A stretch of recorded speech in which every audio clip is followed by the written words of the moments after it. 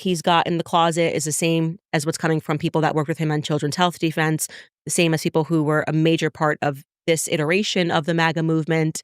And I am concerned that I actually believe he's compromised. I'll just come right out and say that. And I'm not saying that because I dislike him. I'm saying that because I dislike politics. And I just have to be honest with people that he is going to be limited in what he can do because there is a lot of sexual blackmail there. Yeah. And the thing, I don't know if you've seen Brett Weinstein's recent episodes, but he's been doing a couple of long podcasts, 2 hours plus lately. Digging into one in particular a couple days ago was a really lucid look at the different layers of what blackmail can actually be. I think a lot of Americans are just now starting to conceptualize of blackmail in the last 5 years. And a lot of Americans still think of blackmail as just Jeffrey Epstein or nothing.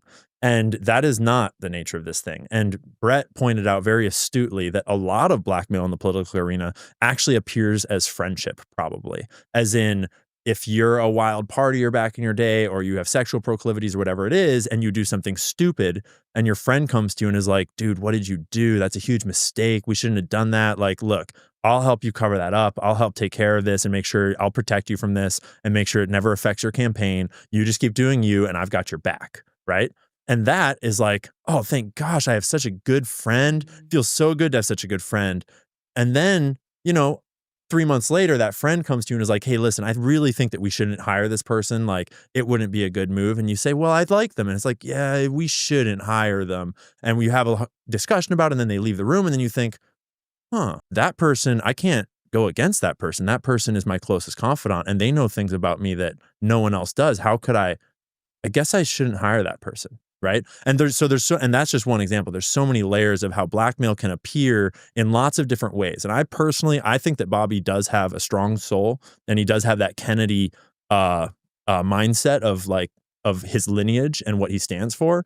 And so I doubt he would be able to be blackmailed in an overt, like, do this or else way, or at least not at first.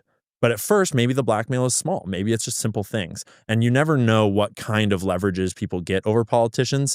And eventually you wind up with Rabbi Shmuley hanging out with you and declaring anti-Semitism the greatest health crisis in America today.